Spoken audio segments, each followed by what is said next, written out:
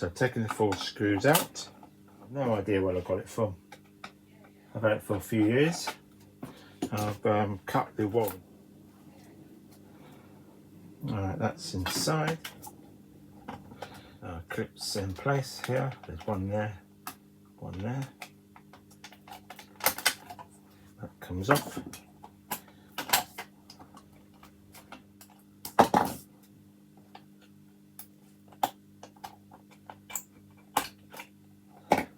Pulled that out. There it is there.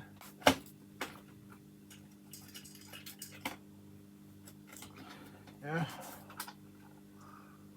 And maybe I'll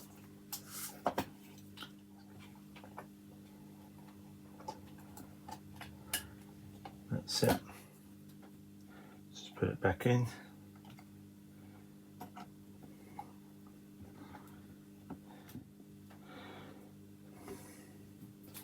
Next is put the top back on side. Not sure what, but if it did give you any value, then please share, like and subscribe.